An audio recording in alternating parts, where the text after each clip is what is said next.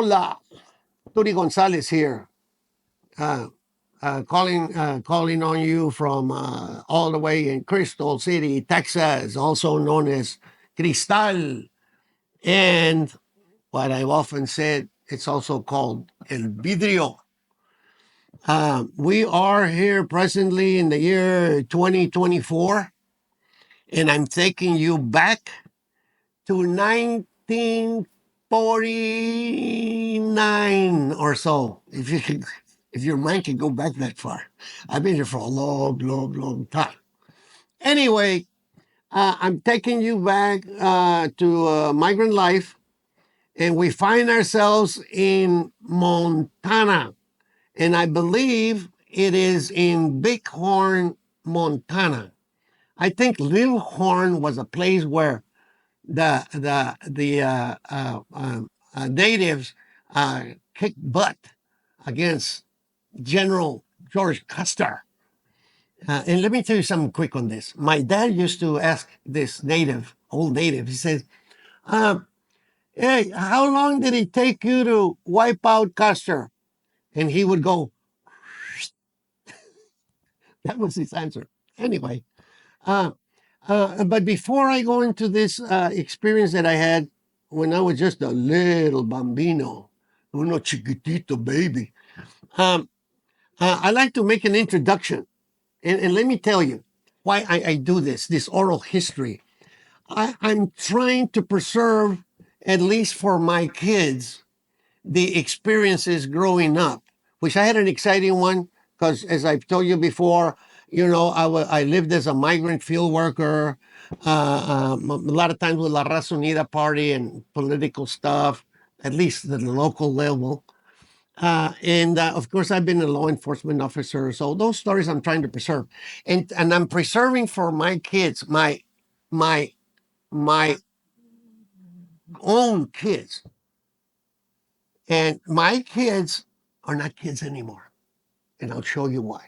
I want to introduce you to my daughter, Corina. This is Corey. This is my second born. I got Dianita, I got Corina, then Poloy, then Jose Jaime, and then Clarissa. Whoa, I got them all in. So this is Corey. She now lives in Austin. She resides there with her own family. Got her own kids. I'm a grandpa. But my kids are my kids, and I'm doing this oral history just for them. If you're seeing this, you're probably family. And this is what I'm doing.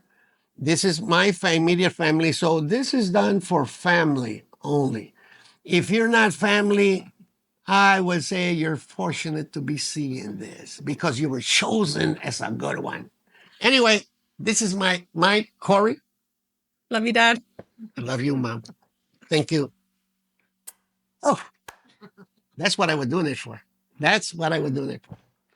Okay, let's go to 1949 or so. I would say I'm between 2 and 3 years old. And we ended up in Montana. My parents were field workers, and we were often left alone in this little bitty house. It was a frame house. It was already old, and it shouldn't have been old by that long ago, but it was. So, in one room, and Malena Royce would take care of us. She was about 4 or 5 years older than we were, but she was a babysitter. Uh, there was a lot of things about it, and we're sitting out in the middle of nowhere, but there was a little arroyo, a little stream. I think it was for irrigation. But they had a plank, a wooden plank, where we could walk over it and go to a great big tree. And we would go there. That was our pastime. There was no TVs, no telephones, no magazines, nothing. But our pastime would be under that tree, and we'd make believe that we're having a picnic. Well, we were. We had tacos de frijoles and all that stuff. But a couple of things happened there that kind of burned in my mind. And this is something strange. I vividly remember when I was 2 and 3 years old, and I remember zero when I was 4 years old. And my brother is exactly like me. He can't remember my brother Mando remembers just about everything. He's 1 year older than I am, but he remembers everything except when I was 4, he was 5. He doesn't remember that year either. I thought that was pretty strange. Anyway, uh, there was this big old machine there, all rusted, out of place, maybe out of the late 1800s. I don't know. But what we used to do as a pastime, we would take the hub of the wheel and get the crease and play with like Play-Doh. And that was our pastime. Now, when we were done, we'd scrape off all the grease and put it back in the tub and put the hub and put the hub back on so we can play another day. And that was our pastime. Uh, and we were there so long that winter set in. And I remember it was snowing. And I have a picture of this. Maybe one of these days you'll get to see it.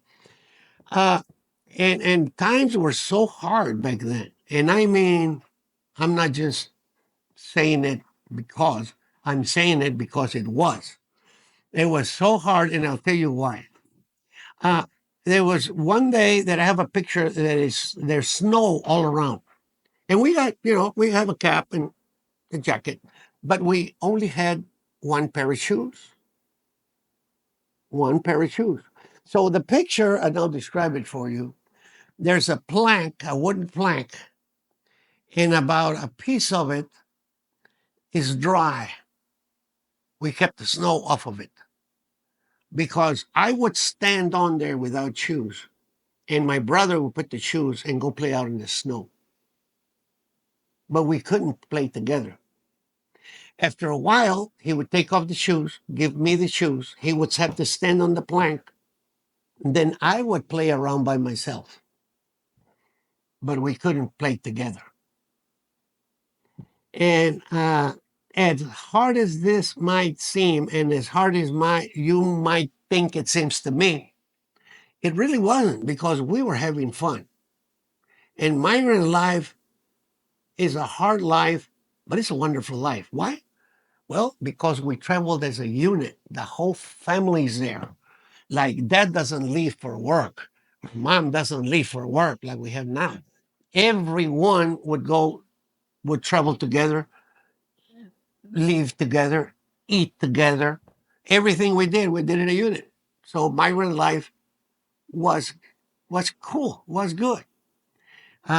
These memories are very vivid in my mind. And there's a lot more to that. But for now, it's todo. Hope you enjoyed this little story. And we'll catch you on the next one. And remember, he dicho con zafos.